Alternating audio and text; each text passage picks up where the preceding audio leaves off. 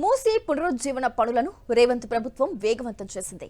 Gandhi Sarovar project నిర్మాణానికి వడివడిగా అడుగులు వేస్తోంది. దేశంలోనే అతిపెద్ద గాంధీ విగ్రహాన్ని ఏర్పాటు చేస్తామని ఓవైపు ప్రభుత్వం చెబుతుంటే, మరోవైపు మూసీ పరివాహక ప్రాంత ప్రజలు తీవ్ర ఆందోళనకు గురవుతున్నారు.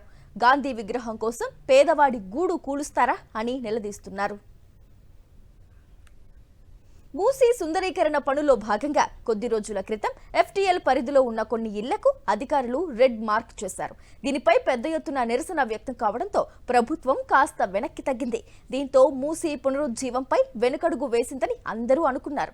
కానీ ప్రస్తుతం తెలంగాణ ప్రభుత్వం గాంధీ సరోవర్ ప్రాజెక్టుపై ఫోకస్ పెట్టింది. లంగర్ హౌస్ సమీపంలోని ఈసీ మూసీ నదుల సంగమంలో బాపుఘాట్ వద్ద దేశంలో ఎత్తైన గాంధీ విగ్రహాన్ని ఏర్పాటు చేసేందుకు సిద్ధమవుతోంది.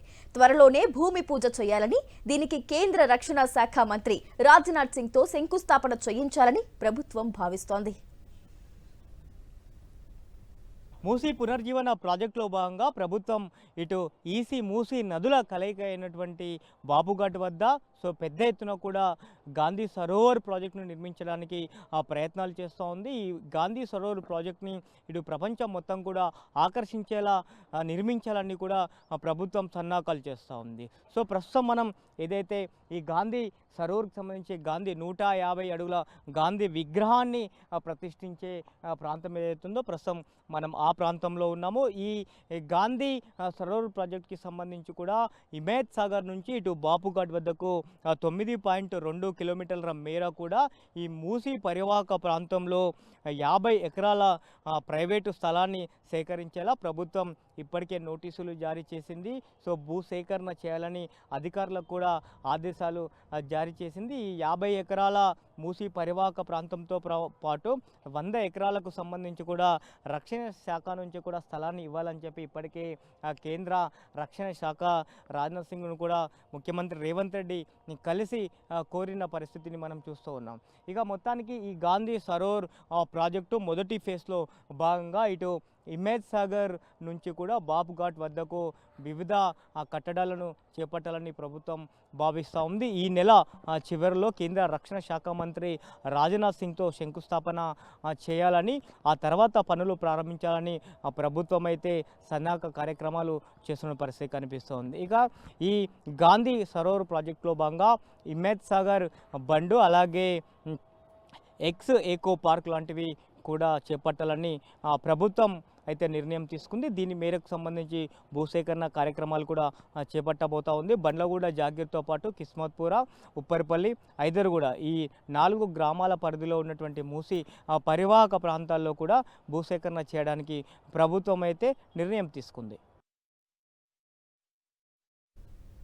భూసేకరణలో భాగంగా బండ్లగూడ జాగీర్ పరిధిలోని టిప్పుకాన్ పుల్ వద్ద మధు పార్క్ రిడ్జ్ అపార్ట్మెంట్ వాసులకు కూడా అధికారులు నోటీసులు ఇచ్చారు.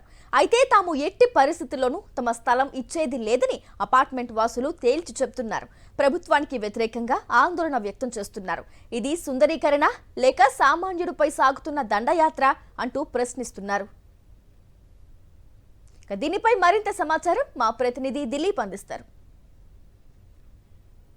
ప్రభుత్వం మూసీ రివర్ ఫ్రంట్ ప్రాజెక్టులో భాగంగా ముందుగా గాంధీ సరోవర్ ప్రాజెక్ట్ని ముందుకు తీసుకొస్తుంది. హిమాయత్ సాగర్ నుంచి గాంధీ సరోవర్ వరకు 9.2 కిలోమీటర్ల మేర 50 ఎకరాల వరకు కూడా భూ సేకరణకు సంబంధించి నోటిఫికేషన్ విడుదల చేసింది. దీనికి సంబంధించి ఇటు కిస్మత్పూర్తో పాటు బండ్లగూడ, జాగీరు అలాగే ఐదర్గూడ ఈ 3 గ్రామాల పరిధిలో ఉన్నటువంటి 50 ఎకరాల భూసేకరణకు ప్రభుత్వం ముందుకు వచ్చింది. ఈ నేపథ్యంలోనే ఇప్పటికే ప్రజా అభిప్రాయ సేకరణ కూడా అధికారులు చేస్తున్న పరిస్థితి కనిపిస్తుంది. ప్రస్తుతం మనం మధు పార్క్ రిడ్జ్ అపార్ట్మెంట్ వద్ద ఉన్నాం. ఇక్కడ సుమారు 450 కుటుంబాలు గత 15 ఏళ్ళుగా జీవిస్తున్న పరిస్థితి కనిపిస్తుంది. ఏ అపార్ట్మెంట్ కూడా ల్యాండ్ భూసేకరణలో భాగంగా నోటీసులు ఇటువంటి పరిస్థితి మనం చూస్తున్నాం. ఎట్టి పరిస్థితుల్లో కూడా ఈ తమ భూమిని కానీ తమ ఇళ్లను కానీ ఇచ్చే ప్రసక్తి లేదంటూ కూడా ఇటు బాధితులు ఆందోళన వ్యక్తం చేస్తున్న పరిస్థితి కనిపిస్తుంది. ప్రస్తుతం మనతో పాటు ఇదే మధు పార్క్ రిడ్జ్ బ్లాక్ అపార్ట్మెంట్కి సంబంధించినటువంటి కొంతమంది స్థానికులు ఉన్నారు. వారితో మాట్లాడే ప్రయత్నం చేద్దాం. మూసీ నది ప్రక్షాళన చేసుకోనండి, కానీ మేము గత 13 సంవత్సరాల నుంచి ఈ అపార్ట్మెంట్లో ఉంటున్నాం. 33 సంవత్సరాలు నేను ఉపాధ్యాయునిగా పనిచేసి రిటైర్ అయ్యి మా 2 అబ్బాయిలకి ఇక్కడ దగ్గరలో అపార్ట్మెంట్కు వాళ్ళు చేసే సాఫ్ట్వేర్ కంపెనీలో ఉద్యోగాలకు దగ్గర సమీపంలో ఉంటుందని ఎంచుకొని ప్రత్యేకంగా ఇక్కడికి వచ్చాం. ఎంతో కష్ట నష్టాలకు వచ్చి వ్యయప్రసాలకు వచ్చి రూపాయిని పెట్టుబడిగా వేసి లక్షలు పెట్టుకొని ఈ యొక్క ఇల్లును కొనుక్కున్నాం. కాబట్టి మా యొక్క ఎంపీ అపార్ట్మెంటును ఈ మూసీ నది ప్రక్షాళన అనే ఒక ఎర్రబెట్టి మమ్మల్ని ఖాళీ చేయించడం చాలా అన్యాయం, చాలా ఘోరం. అక్కడ అన్నీ అమ్మేసుకుని ఇక్కడ సాఫ్ట్వేర్ జాబ్ వచ్చింది, ఇక్కడ సెటిల్ అయిపోయి ఇక్కడ అవుట్స్కర్ట్స్ కదా అని అప్పుడు ఇంకా డెవలప్ అవ్వలేదండి. ఓన్లీ ఇక్కడ చాలా బాగుంది, ఏరియా ప్లెజెంట్గా ఉందని మేము తీసుకున్నాము అపార్ట్మెంట్. అప్పటికి ఇంకా డెవలప్ అవ్వలేదు, ఈ సైడ్ అంతా చక్కగా బాగుందని తీసుకున్నామండి. ఇప్పుడు వచ్చి కూల్చిస్తామని చేసేస్తామని అంటే మేము ఇంతమంది ఒక ఫ్యామిలీ మెంబర్స్గా ఉన్నాం. ఏ పార్టిసిపేషన్ అందరూ కలిసి చేసుకుంటాం. ఇలా కూల్చేస్తే మేము ఎక్కడికి పోవాలండి? ఇక్కడ ఇల్లు కొట్టేసి వెళ్ళిపోతే మేము ఎక్కడికి వెళ్ళాము, అక్కడ అమ్మేసుకుని వచ్చేసాం. ఇక్కడ మేము ఎక్కడికి వెళ్ళడానికి అవ్వదండి. మా పిల్ల ఇక్కడే జాయిన్ అయింది, ఎల్కేజీ యూకేజీ నుంచి ఇప్పుడు కాలేజీకి వచ్చింది. కాలేజ్ సగం ఆఫీస్ వెళ్ళాలి, ఎక్కడికి వెళ్తామండి? సగం ఆఫీస్కుని ఎక్కడికి వెళ్తాం మేము? ఆ పిల్ల భవిష్యత్తు పాడైపోతుంది కదా. బట్టి 15 సంవత్సరాలు అయిందండి. మేము ఎక్కడో ఖమ్మం, కొత్తగూడెం అట్లాంటి ఏరియాలో ఉద్యోగం చేసి, చిన్న ఉద్యోగాలు చేసి 398 ఉద్యోగాలు చేసి ప్రైవేట్ స్కూళ్ళల్లో చేసి తిరిగి ఆఖరికి పిల్లలు ఇక్కడ ఉంటారు కదా, మాకు సపోర్ట్గా ఉంటారు కదా అని మేము ఇక్కడ ఈ ఇల్లు ఏర్పాటు చేసుకున్నామండి. ఇక్కడ కూడా చూసి ఇక్కడ మధు పార్క్ అపార్ట్మెంట్ చుట్టూ అంతా మిలిటరీ ఏరియా ఉంది కదా, దానికి మేము కొంచెం ప్రశాంతంగా జీవనాన్ని గడపచ్చు కదా అని ఇక్కడ చేసుకుంటే ఈ 15 రోజుల నుంచి మాకు ఒక పెద్ద ఇది మానసికమైన సంఘర్షణ అయిపోయిందండి. ఇట్లా మాకు ఇళ్ళు కూల్చేస్తారు ఈ వార్తను మేము వినంగానే భరించలేకుండా అయిపోయినాం. ఏనాడు గాంధీజీ ఆరంభాలు ఇవన్నీ కోరలేదు. ఆయన ఇక్కడ 5,000 కోట్లు పెట్టి కట్టించమని అడగలేదు. అసలు దేనికోసమండి 5,000 కోట్లు? మన హైదరాబాద్లో, తెలంగాణలో బోల్డెన్ ఇష్యూస్ నడుస్తున్నాయండి. అసలు హెల్త్ ప్రయారిటీ ఉంది, హెల్త్ది ప్రజలకి ఫ్రీగా ఇవ్వచ్చు. ఎడ్యుకేషన్ సిస్టమ్ బోల్డ్ అంతమంది పిల్లలకి ఇంకా వాళ్ళకి హాస్టల్ ఫెసిలిటీస్, దాంట్లో ఫుడ్ సరిగా లేదు. వాటి మీద ముఖ్యంగా వాటి మీద ఆలోచించమని చెప్పండి. ఇక్కడ వచ్చి ఇల్లు కూలగొట్టేసి మమ్మల్ని ఎక్కడో పంపించేసి ఏంటి అసలు ఏం ముద్రిస్తున్నారు? దీన్ని డెవలప్మెంట్ అనరు. అసలు డెవలప్మెంట్ అంటే ప్రజలతో ఉండాలి, ప్రజల అంగీకారం కావాలి. అసలు వాళ్ళని ముందుకు ఎలా తీసుకెళ్ళాలి? వేరే ఎక్కడి నుంచో ఫ్యూచర్ డెవలప్మెంట్ అంటే ఎవరో ఫారినర్స్ వచ్చి ఇక్కడ ఉండి అది డెవలప్మెంట్ అంటే మమ్మల్ని ఎక్కడ తీసుకెళ్తున్నారు? మూసీ మీరు ఒకవేళ బాగా డెవలప్ చేయాలి అనుకుంటే ముందుగా ఈ మూసీని బాగా పరిశుద్ధ్యం చేయండి. ముందుగా క్లీన్ చేసుకోండి. క్లీన్ చేసి ఉన్న వాటినే కొద్దిగా ఈ రాళ్ళు రప్పలు అన్నీ తీసేసి ముందు ఈ వాసన రాకుండా చూడండి. ఇదంతా చేయాలి. కానీ ముందు మా ఇల్లు పడగొట్టేసేసి తర్వాత ఏదో చేస్తాము, ఎలాగో చేస్తాము, మీరు వెళ్ళిపోండి అంటే మేము ఎక్కడికి వెళ్ళలేము. సో ప్రభుత్వం ఈ యొక్క ప్రాజెక్టు పైన పునరాలోచన చేయాలి, తమ వద్దకు కానీ తమ ఇండ్ల వద్దకు రావద్దని డిమాండ్ చేస్తున్న పరిస్థితి కనిపిస్తే ఏదైనా సుందరీకరణ పనులు చేస్తే ప్రస్తుతం ఉన్నటువంటి మూసీని సుందరీకరణ చేసిన తర్వాత ఎక్కడైతే అనువుగా ఉన్నటువంటి ప్రాంతం ఉందో ప్రభుత్వానికి సంబంధించినటువంటి ప్లేస్ ఉందో అక్కడ మాత్రమే సుందరీకరణ పేరుతో కట్టడాలు నిర్మాణం చేయాలని డిమాండ్ చేస్తున్న పరిస్థితి కనిపిస్తుంది. ఎట్టి పరిస్థితుల్లో తమ ఇళ్ళని ఇవ్వలేము. సో ఒకవేళ బుల్డోజర్లు కనుక తీసుకొని వస్తే దానికి అడ్డంగా పడుకునైనా సరే, మా ప్రాణాలను పణంగా పెట్టినా సరే తాము ఉన్నటువంటి ఇళ్లను కాపాడుకుంటాము అనేటువంటిది అయితే అభిప్రాయాన్ని వ్యక్తం చేస్తున్న పరిస్థితి కనిపిస్తుంది. మూసీ సుందరీకరణ ప్రాజెక్టుకు సంబంధించి భూసేకరణ ప్రక్రియను ప్రభుత్వం వేగవంతం చేసింది. ఇటీవల అత్తాపూర్, హైదర్గూడ, కిస్మత్పూర్లో భూసేకరణ కోసం అధికారులు వార్డు సభలు నిర్వహించారు. బాధితుల నుండి అభిప్రాయాన్ని సేకరించారు, పరిహారం అందించే విధానాన్ని వివరించారు.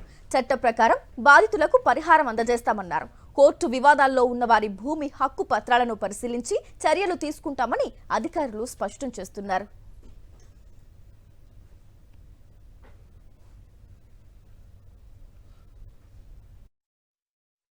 రాబోయే రోజుల్లో చట్ట ప్రకారము ఈ యొక్క భూములకు సంబంధించి ఎంజాయ్మెంట్ సర్వే కూడా జరిపి ఆ ఎంజాయ్మెంట్ సర్వే ద్వారా ఎవరెవరి రైతులకు ఎంతెంత భూమి పోతున్నది, ఏ రకమైన భూములలో నిర్మాణాలు ఉన్నాయా, లేకపోతే ఇతరత్ర బోర్వెల్స్ ఉన్నాయా, ఇతరత్ర అంశాలన్నింటిని కూడా ఎంజాయ్మెంట్ సర్వే ద్వారా సేకరించి ప్రతి రైతుకు సంబంధించిన వివరాలన్నీ కూడా డ్రాఫ్ట్ డిక్లరేషన్ ద్వారా మళ్ళీ ప్రచురించేసి వాటికి సంబంధించిన వివరాలను చట్ట ప్రకారము ముందుకు వెళ్తూ ఉంటాం.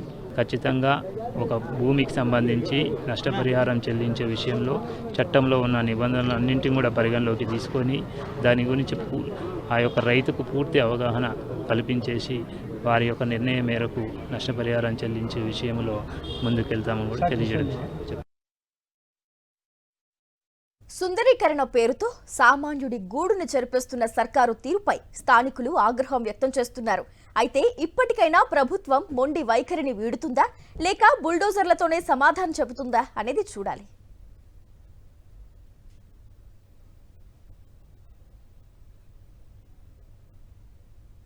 సుందరీకరణ కానీ అలాగే గాంధీ విగ్రహానికి కానీ తాము వ్యతిరేకం కాదు, కానీ ఈ సుందరీకరణ పేరుతో తమ ఆస్తులను కొలగొడతామంటే ఊరుకునే ప్రసక్తి లేదంటూ ప్రభుత్వానికి హెచ్చరికలు కూడా జారీ చేస్తున్నారు. ఎలాగైనా సరే ప్రభుత్వం తమ ఆస్తులను స్వాధీనం చేసుకోవాలని ప్రయత్నం చేస్తే బుల్డోజర్లకు అడ్డుగా పడుకునైనా సరే తమ ఆస్తులను కాపాడుకుంటామని బాధితులైతే ఆందోళన వ్యక్తం చేస్తున్న పరిస్థితి కనిపిస్తూ ఉంది. సో మరి గాంధీ సరోవర్ ప్రాజెక్టు ఎంత మేరకు ముందడుగు వేస్తుందో వేచి చూడాలి.